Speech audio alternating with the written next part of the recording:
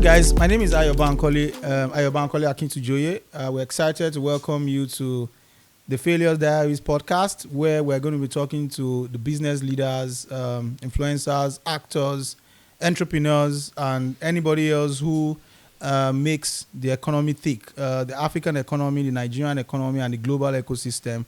We want to document their stories, their failures, their challenges, their setbacks, and everything else that contributed to their journey up. As you are aware, I mean, the internet is awash with all sorts of success stories, the fancy lifestyles, the cars and the good part of things. But nobody sees the challenges, and a lot of us always think that is the end of the world when we come across just a minor challenge. But as you already know, this podcast is different, and we're going to be bringing you the other side of the success stories that you do not know. I'm here with my co-host. Hello everyone. I'm Precious Kate, and I'm the co-host of the show.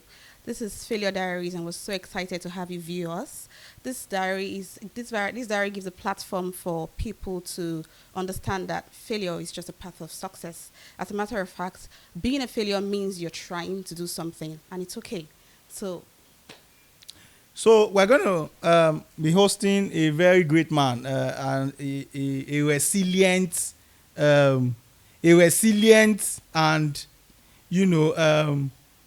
what's that word now, Precious? Give me a word that somebody who shakes the mover and shakers. The jagaban. A go-getter. So we are here with Bayo Lion. Yeah. Bayo, it's good to have you here. Of course. Pleasure. Let's balance it. Let me shake it. Of course, I'm happy to be here. Yeah, You're welcome. I know how challenging it can be for Bayo. Very quickly, Bayo is the group CEO, global group CEO of Waka Now. Waka Now operations alone, I mean, if you are to oversee it, I can just imagine how mad that is. But beyond that, Bayo is also the founder and CEO of Wave Beach. Wave Beach is the happening thing in Lagos. I mean, if you haven't been to Wave Beach, I don't know what you've been doing with your life. He also owns Athena. He owns and runs Athena Beach. Athena is the premium luxury location now in Lagos. There's also the Hall of Odin, Abi. Yeah. It's a premium seaside event hall. Fantastic place. That entire stretch, Bayo, that Elegushi place. You don't colonize that place. So, Bayo is running Elegushi. I'm telling you. So he's going to be telling us his story. Bayo, how did you get here? I mean, I know say you be street man. Don't be say anybody give you. They know even if you won't lie to us, they give you silver spoon. You don't go work. But I so thank you for having me. I'm happy to be here, and but I think we should talk about failure first and define what failure is. Because I think without a true understanding of failure, we continue to talk about failure without actually recognizing that the way you view failure or when things don't work out is what failure is. Yeah. You plan to go left and you end up being right. That is, you have failed in that journey of going left. But the reality of it is that failure is also a lesson that teaches you a pathway that takes you to the path that you did not want. And we go to school. I consider that going to school is part of learning how not to fail, right? Wow.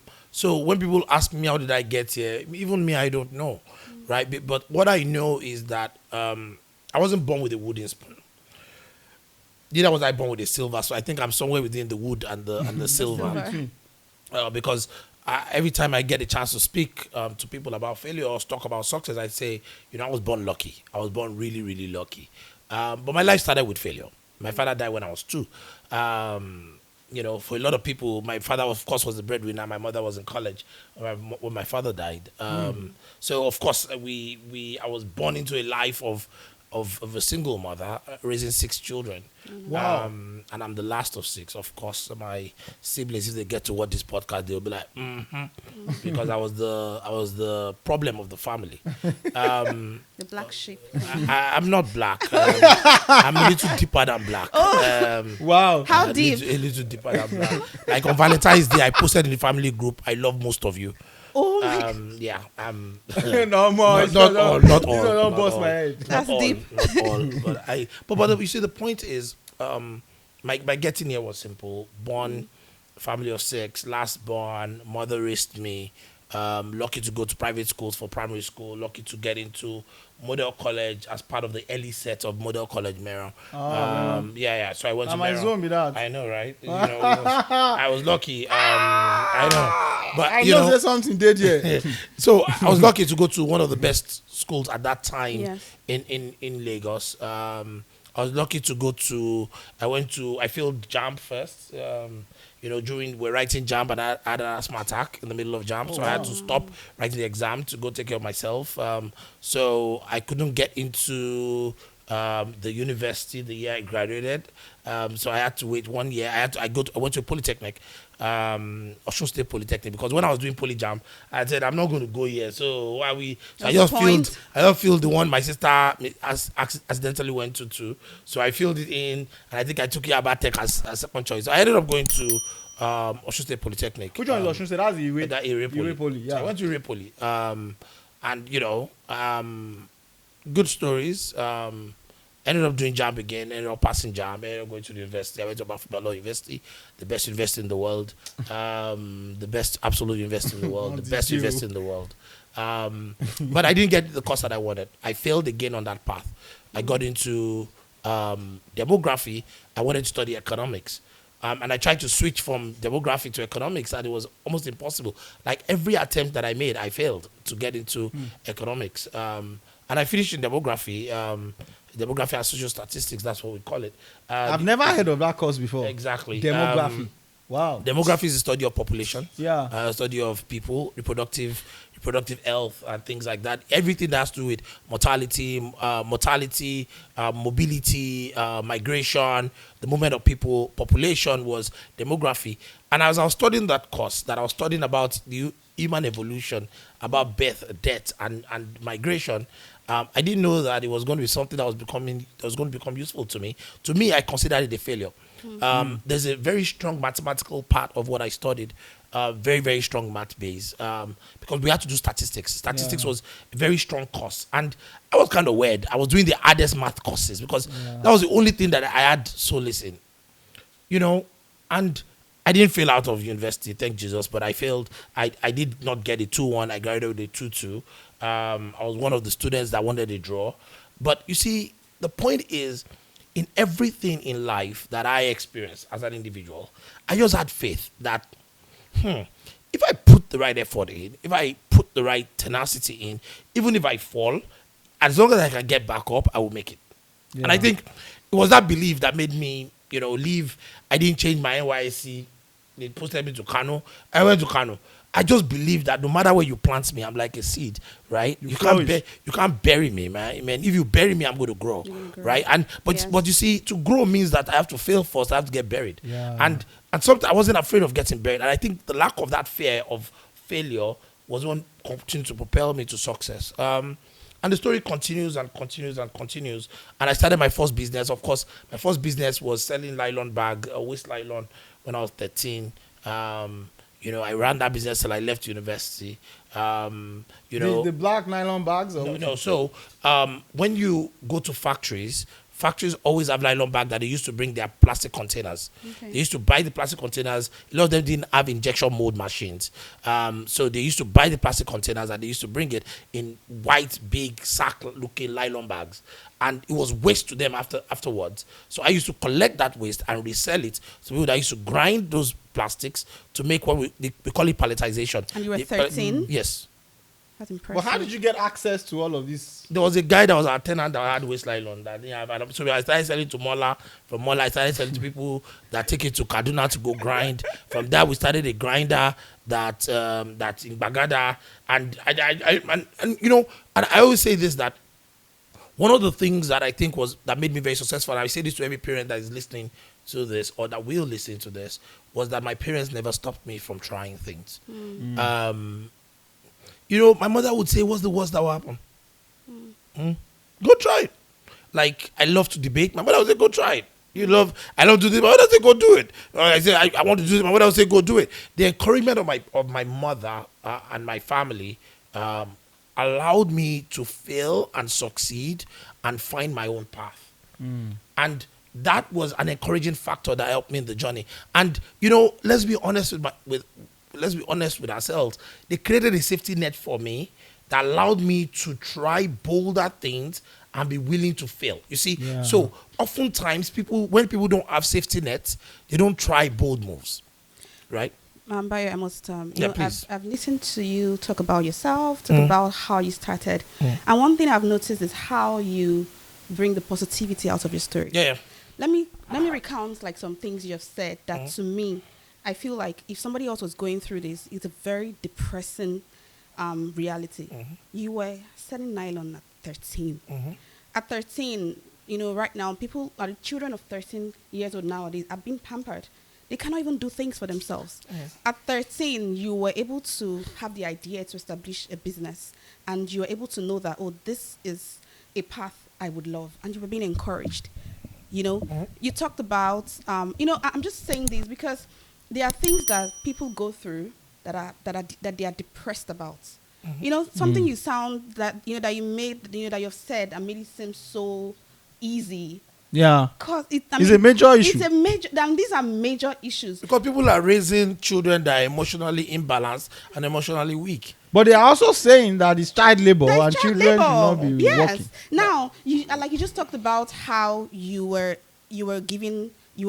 got into school and you didn't get the course you wanted. Yeah. That in itself is a big failure.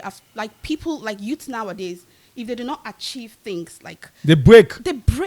Yeah. Like the society, maybe it's weakness. I don't know what it is. They start talking about mental health. Everybody is about mental health. People are suicidal over things that, people who are successful have gone through. They've been able to, to be molded into versions that are resilient. These are things that are, I think our youth should know. But we should also understand that the world has changed. And the world has changed. And we should acknowledge the change. The change. Must we accept this change? It is inevitable. Whether you accept it or not does not mean it's the same. The time I grew up at the time, a lot of things that is permissible then are not permissible anymore. No. The words that we used then, there are a lot of words that I can't even try to use on this podcast that when I was young, it was normal to say those words. Yeah. Like when we were coming, I was making sure that you didn't sit beside me, that you sat away from me, right? So that we can be balanced, so that we have gender balance. We waited for you to come because I wanted us to have gender balance. Before it was not an issue. It wasn't like in the 80s and then early 90s, those were not things we considered. But now we have to consider to make sure that we have a gender balanced podcast. Exactly. You see, let's acknowledge the fact that the world has changed, period. And I think the failure to acknowledge that is a failure to put too much blame on the youths or the younger ones because the world has changed. Right. My children are 10 and 11. They want to start a flavored water business. Yes. They actually started the idea when they were like 8 and 9. Wow. And they've been pushing it that every time we visit Nigeria, we never can get flavored water. And I mean flavored water, not the ones that are foreign that we get, like the locally made ones. Yes. And we were like, I'm sure children don't drink as much water because there's no flavored water. Like, yes, it has. And they've been pushing me to say, look, Daddy, we have some money. Let us invest because they have their savings maybe like 200K because they think that maybe to take 500K to open a water factory. but you see, I, as their father, don't knock it down. That's why I talk to the parents themselves, not to the younger ones. I speak to the parents. During the last Christmas, when my kids were here, they had a lemonade stand in my theme park.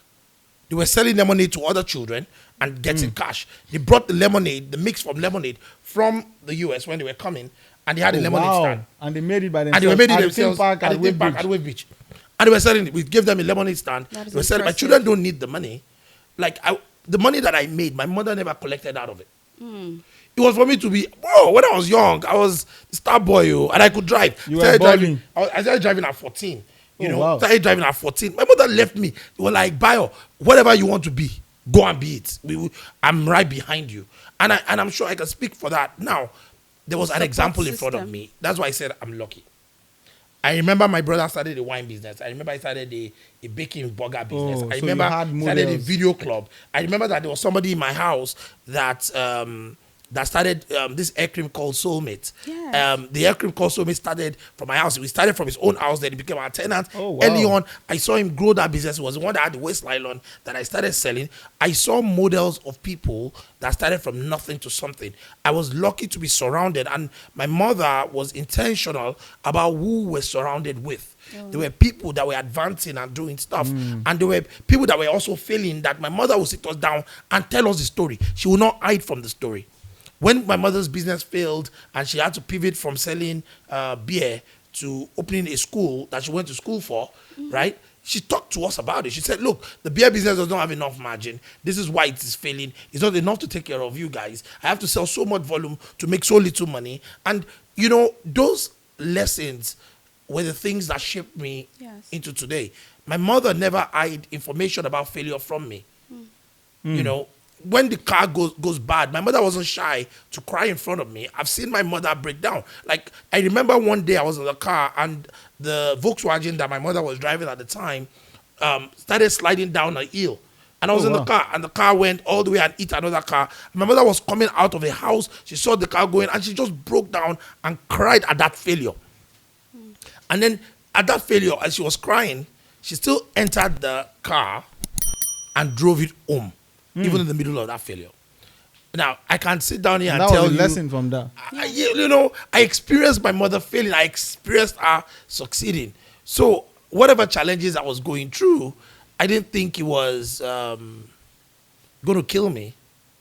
I just knew that it was going to make because me. you were already accustomed to seeing things fail. I seeing things real. Back up. I was accustomed to seeing things real, to see true emotions and see people go through true emotions. So I have two questions for you on please this, go ahead. right? So the first is because I like the perspective around how your kids are exposed to doing trades, how your mom raised you and all of that. But we are also in the world where, as you said, the world is changing, right? Yes. So I can imagine, you know, a random person putting it on social media today that, oh, you know, my 10-year-old kid or my 10, You're selling people are most likely going to drag you, you know. But of course, nobody is even interested in pandering to social media. But I'm just saying it shows how the world has moved, right? Yeah. Now, my first question is, how do you then ensure that you strike that balance such that you are guiding the kids in a right way and at the same time ensuring that they are protected from, you know, how the world has changed and the possibility of people twisting the narrative around the exposures that you are giving them? Now, number two is, out of all of these lessons, what is the biggest setback that you have had personally that hits you the most, you know, along your journey, and how did you turn that around, or did you not turn it around and you just moved on from it? Yeah, so I'll talk about my kids first. Number one, we talk to our kids. You know, the reason why my kids are encouraged to start a water business because they see their father hustling and they see their mother hustling. Yeah. Like, literally, like, every time my kids talk to me, I'll be like, Daddy, what business have you started again? Like, it's a question that we talk about. My daughter, and I come from a long line of commercially focused people. My grandfather was one of the largest cocoa merchants in West Africa. I didn't know meet him. He also died early. I heard so I did not meet him. You chop cocoa. I don't meet him. Are you from Ondo State? I'm not though. I'm from Osun State. Oh, okay. I think. You think? and my father died at 39 years old. But the legacy that I met was that he had a block making factory, he had a cement selling factory store, he had like 4 or 5 businesses, and he still was a qualified lawyer, and he worked in the police. And he was 39 and he had 6 children. That's the legacy that I met. That's the legacy that I met. The legacy I met was a legacy of people just doing more. My children, every time they come, when we pick them up from the airport, they want to come to Wave Beach. They want to drive the stretch. They want to say, Daddy, let's see your new project. They want to go to my construction site and say, Daddy, let's see it. They are enthused because they're excited about the progress that we make as a family because I do not hide it from them. Yeah. They see the struggle. They see that, Daddy, I know that you borrowed $20,000 from mommy because of your project. So I want to see the project, right? You know, and you see, a lot of times, I think in today's world, we hide too much from our children. Yes. I don't. I, as an individual, I don't. I expose my business life to my children. my daughter did something that was super interesting. She went to the store and found this hand sanitizer that smelled really, really good, and it was on sale for 50 cents. So she had about $10. So she bought 20. She took it to school and sold it for, I think, $3 or $4 to her classmates. Wow. Oh my God. Now she bought it for 50 cents, sold it for $4. She understands the concept of profit. Yeah. So she came back home. She had about $20. She told her mom that, hey, can you please take me to the store? I want to go and buy more of that hand sanitizer, right? Before her mom said, you get in trouble in American school selling and hawking trade. Of course, we didn't let her continue. But you see, I was excited. Even if she got in trouble, I will not scold my daughter. I will tell her, okay, maybe you sold in the wrong place. You need to find the right place to sell it, blah, blah, blah, blah. But I'm not going to tell her to stop selling because she understands the concept of profit. Exactly. And I would encourage that concept of profit forever. My daughter said, I want to be a chef. I said to her, no, you're going to be a restaurant owner. But why? You can cook in the restaurant. What if she wants to be a She chef? can be both, actually. She will be a restaurant owner. Who cooks? Because the restaurant owner has a pathway to become a billionaire than just an ordinary chef. I'm not saying chefs don't make it, but the possibility, the numbers of chefs that make it is lower than restaurant Versus owners. the restaurant owners. So so she can own a chain of restaurants. She can own McDonald's like chain. She can own a Mickey D's. She can own a Wendy's. She can own even a KFC. But I'm encouraging her to start thinking about growth and scale at a young age than just thinking about, my what do they call that thing? My passion. Yeah, so basically when they come up with an idea, you help them redefine Redefine it. And yes. We help them, give them the one that can scale. So Bayo, are we now saying that? So what if I just want to be a chef and that's good enough for me? I think with the dad I mean, let me give you an example. So, I said to people, young people, that at times we pressure ourselves a lot. Everybody wants to be a billionaire, and it's a problem. Yeah. So, what if I just want to be a chef, or I just want to be a teacher, or I just want to be a newspaper vendor? Yep.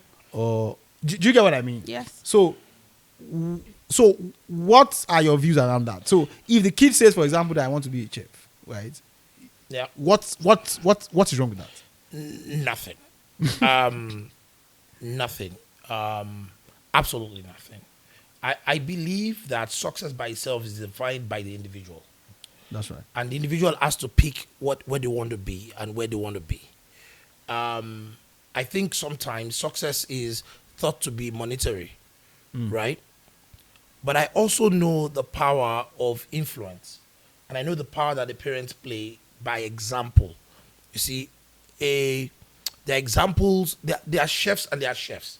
There are chefs playing at the right levels, and there are chefs that are not playing at the right level. Now, being able to put your child on that right level and give them the aspiration of that right level is what makes a difference.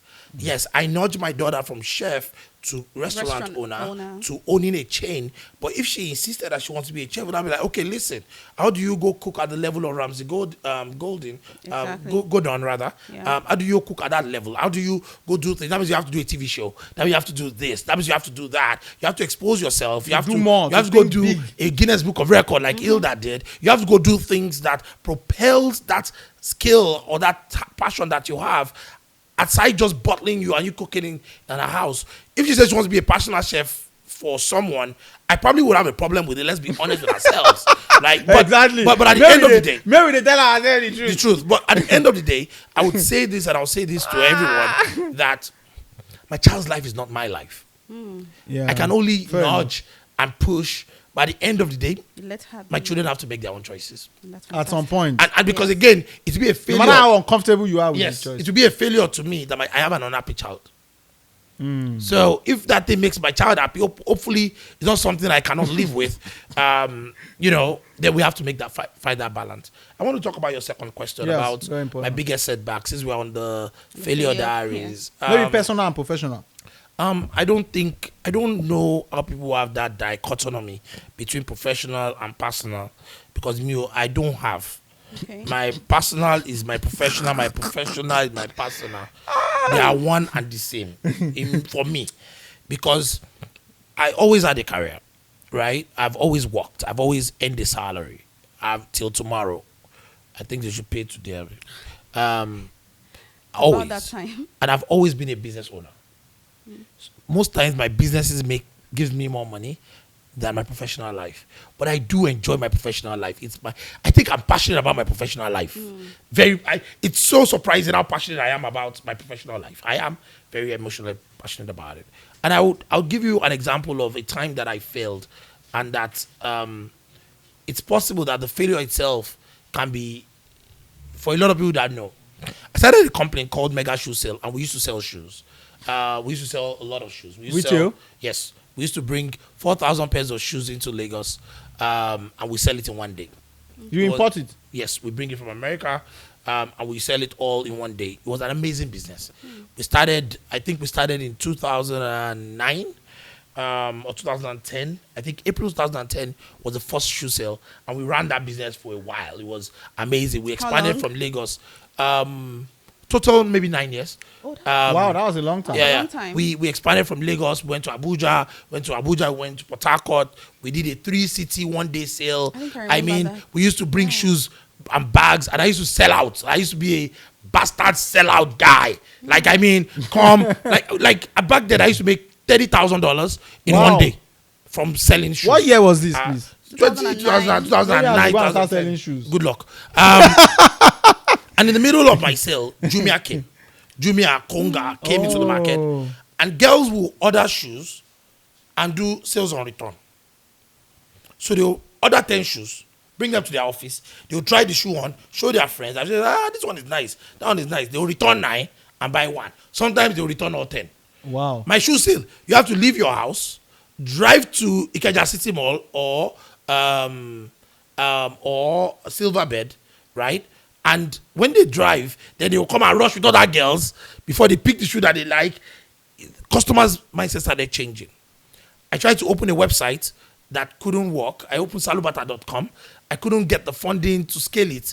And the business gradually just nosedived. Oh, just died. And invested all my savings. My entire savings was inside that business.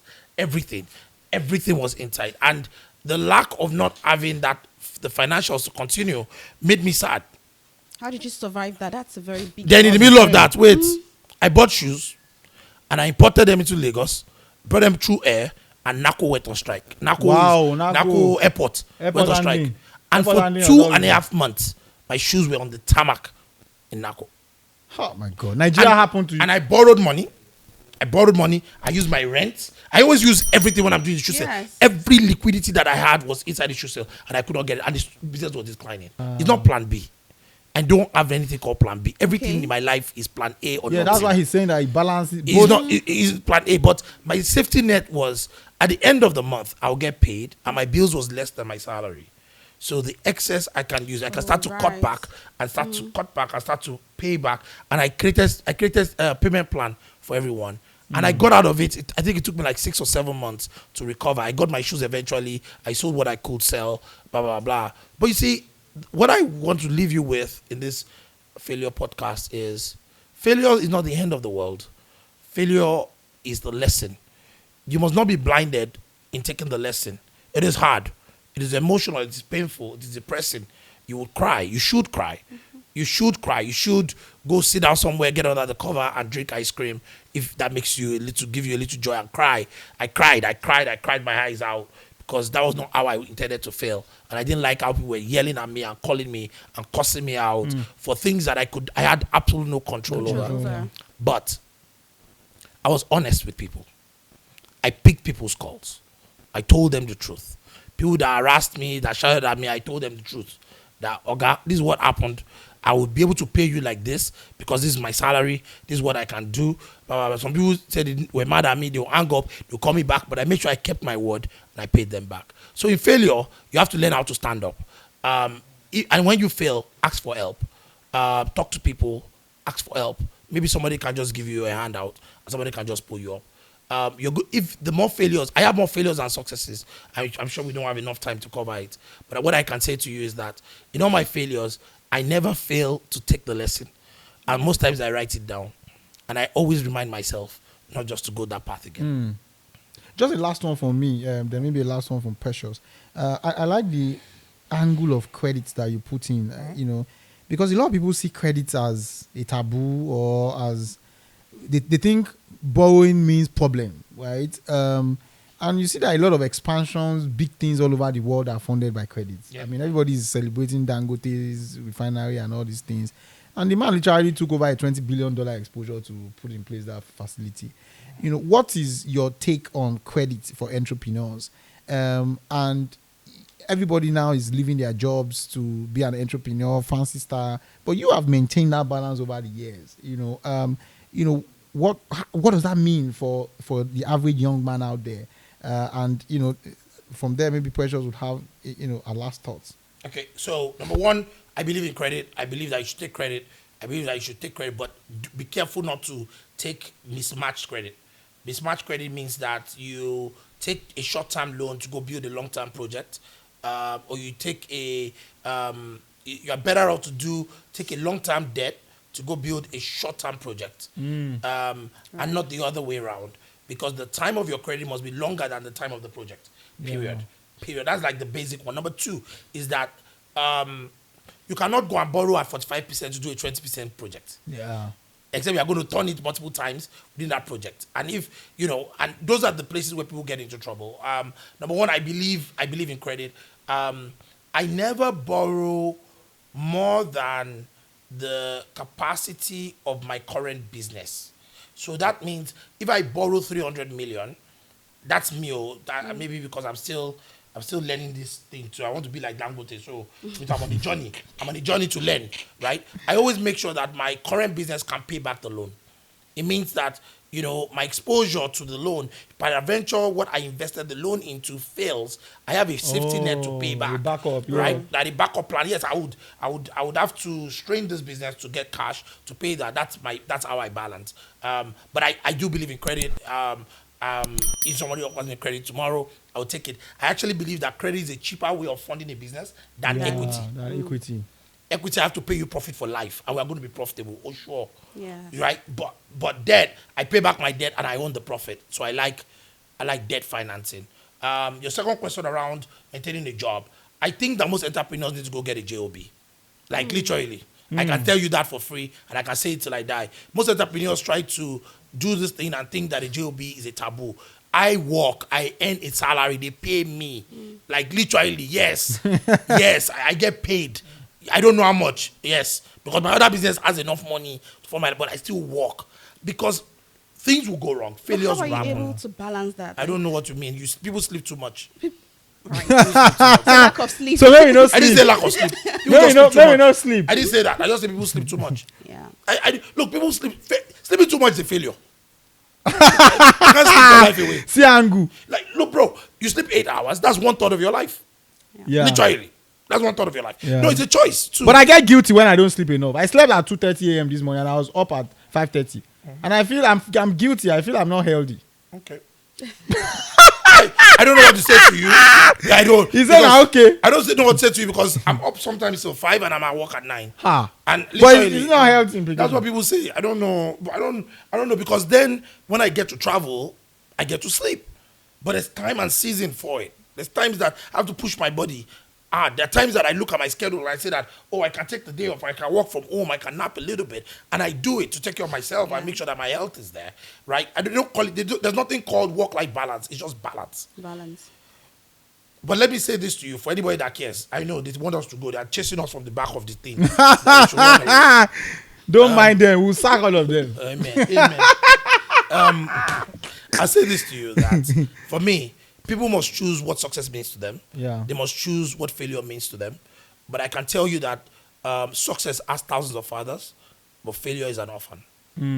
Yeah. All right. Thank you so much, My pleasure. Bayo. From what I was able to catch from your story in a nutshell is, I always listen very much because I like to pick the things you said or the things you say. You talked about getting credits, but then you did not give yourself the credit of being able to pay. First of all, you had a bogus business plan that you put to that you were able to, materialize, and it was able to bring profit. That alone, that's a success story on its own. That is resilience, and I must applaud you, because people have gotten loans and and have failed woefully because of lack of management. They spend it, but however they sometimes want. society, before you start blaming the entrepreneur, I'm not sometimes blaming. failure doesn't come from things you can control, and that's the hardest failure.